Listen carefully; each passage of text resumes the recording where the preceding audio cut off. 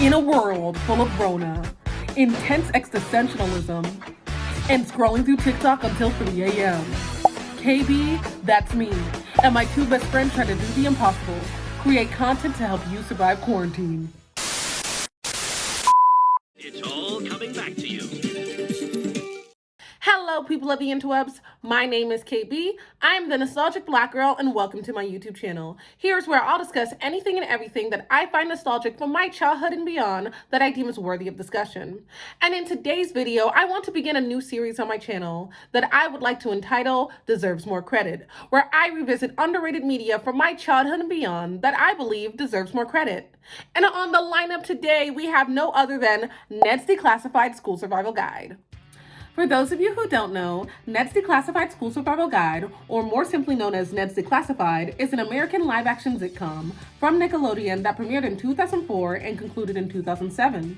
The series follows the protagonist, Ned Bigby, and his two best friends, Jennifer Mosley and Simon Nelson Cook, as they experience the ups and downs of middle school and more specifically, junior high. And what makes this show stand apart is that all the while that Ned and his friends are encountering the various hardships and experiences that come with being in middle school, he is compiling a survival guide full of tips meant for himself, his friends, his classmates, and the viewers that can help them effectively survive middle school. Therefore, each episode is organized in a cool manner where it centers around the tip given in that segment and explores the subject matter in a bit more context. Now, it's surely debatable on whether you consider Ned's Declassified to be underrated, but in the defense that it is, I have some valid notes onto why I say that. So, we live in a world where nostalgia and reminiscing on childhood memories is at an all-time high. And legit, every single company responsible for producing a mere semblance of that quintessential feeling is trying their best at capitalizing off that. Disney. And in terms of Nickelodeon, since they are the channel that we're focusing on today, they have tried their hand at capitalizing off our nostalgia with their introduction of The Splat, airing OG cartoons on Nicktoons, their sister channel, and utilizing their other sister channel, Teen Nick, as a de facto place to air reruns of their once popular teen/tween sitcoms. And to my recollection, Teen Nick was always very poor at rerunning Ned's Declassified. Even during a time when the channel was prevalent about focusing and revisiting the older sitcoms, this show never seemed to make the lineup. There was always iCarly, Victorious, Drake and Josh, even Zoe 101, Kenan and Kel, and True Jackson VP for a brief time. But my guy Ned's Declassified was always kicked to the curb, like he was a black sheep of Nickelodeon tween sitcoms.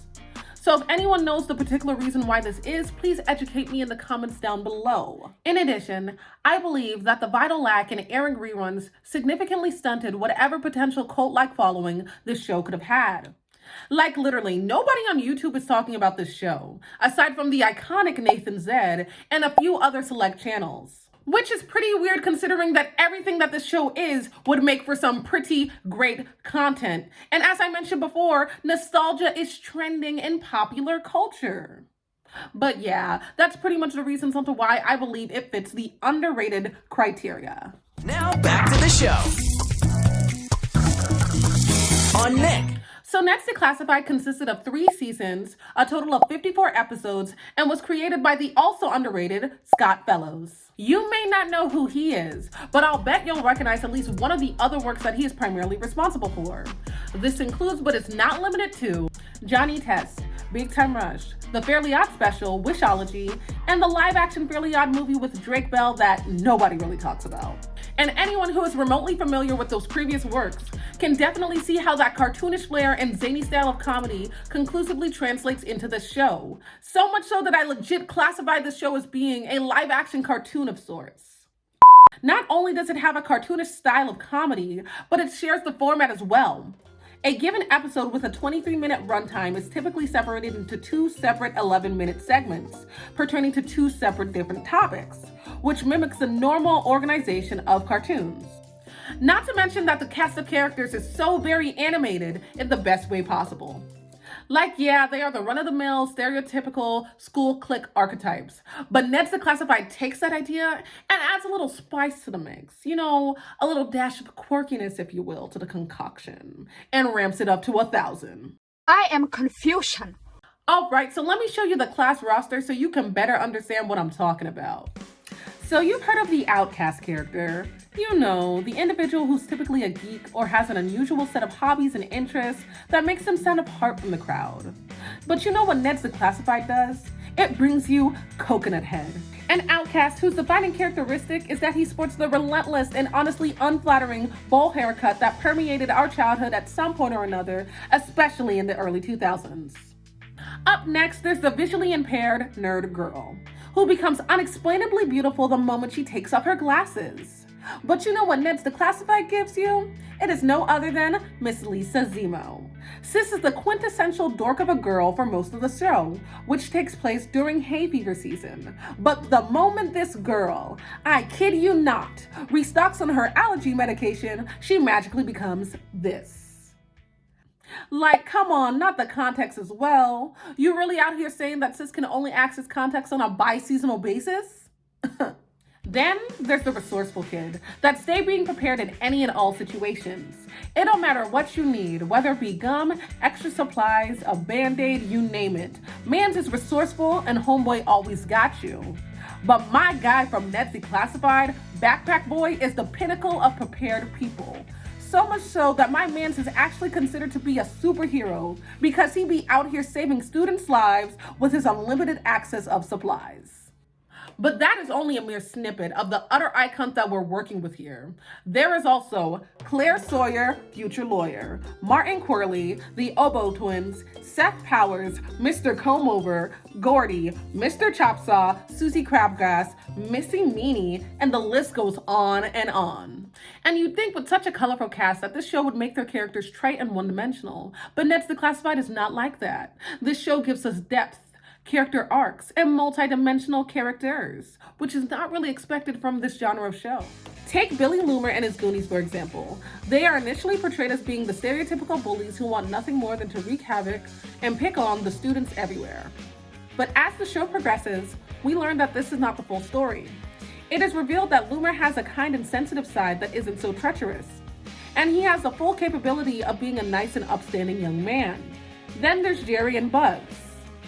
Jerry is actually really nice and well-behaved with an unexpected love for sewing and simply bullies to impress Loomer, while Buzz is quite smart and well-articulated despite his contradicting demeanor.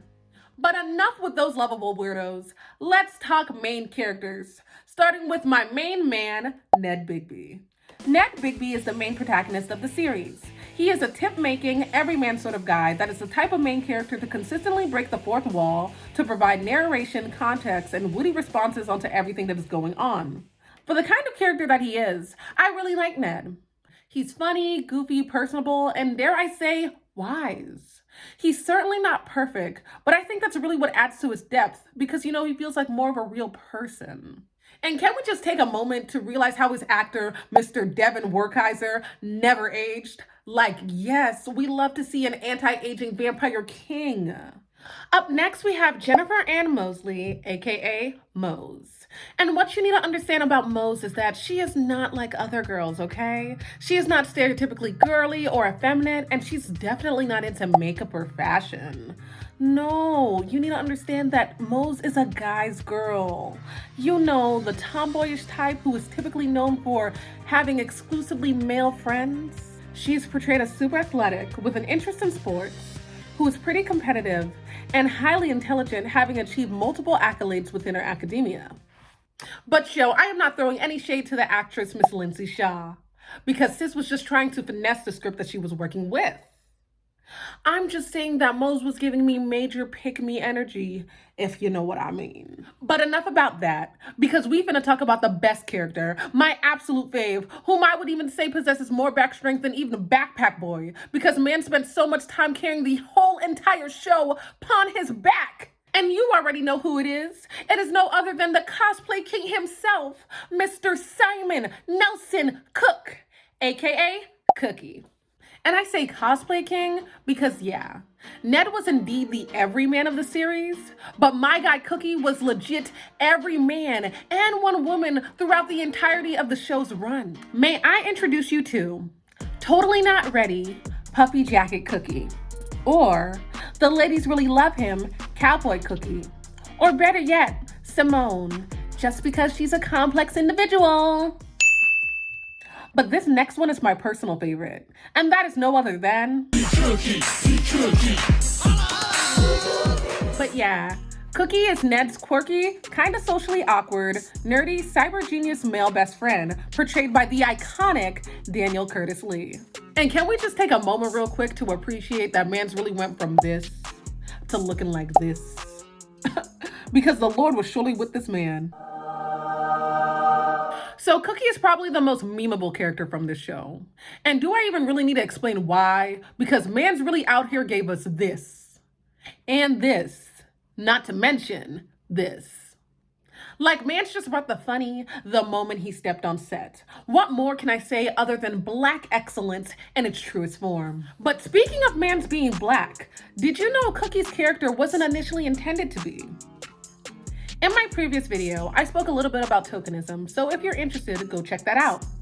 But with the description that I gave, Cookie definitely fits the criteria of the token black character. Long story short, Cookie was initially a white boy named Boogie, who was portrayed by the actor Stephen Markian, who would go on to portray Albert Warmenheimer later in the show. But I am so glad they scrapped that idea and kept my little chocolate drop of diversity, because my man Cookie was everything. And that's pretty much all I have to say about the characters. But wait! Before you walk out my life, I gotta talk about Ned's tips before you go, since they are legit the driving force of this show. So in my personal opinion, despite how convoluted and nonsensical they may seem retrospectively, I think Ned's tips are pretty darn good. That's because you have to consider the context of the advice. Mans is not giving you the key to survive life, but rather just middle school. And anyone who's familiar with middle school understands that it is a time where nothing be making sense. Like, everyone's going through puberty now, no one's really understanding themselves, they're just trying to fit in, all while mourning the loss of recess. So when my homeboy Ned told me not to wear a puffy jacket on the first day of school in the hopes of getting the attention of a significant other, I listened to him. Because at that time, it made sense. But not even all of Ned's tips were all that zany. Some of them were actually quite helpful and can apply to instances outside of middle school as well. Take, for example, tip number 616. More than just a class, health is a lifesaver. Or consider tip number 503.8. Be ready for surprises, and most of all, don't panic. Or even tip number 244. If you don't like something, don't complain about it. Change it. As you can see from these tips, there is definitely some wisdom in these words of advice. And that's pretty much all I have to say. In conclusion, Ned's Declassified is an underrated masterpiece created by the ingenious Scott Bellows, starring Devin Warkaiser, Lindsay Shaw, and the lovely Daniel Curtis Lee. And it is chock full of insightful tips, valuable information, iconic characters, and impeccable comedy. So, if that is something that floats your boat, I highly suggest that you watch it, if not, rewatch it. But that is all. Once again, I am KB, the nostalgic black girl, and this is why Ned's Declassified School Survival Guide deserves more credit.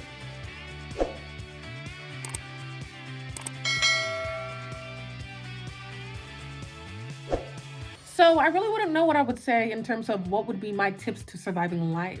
But it would definitely be something along the lines of just be your fearlessly authentic self. It don't matter who you are, what you look like, just learn to be you, you know?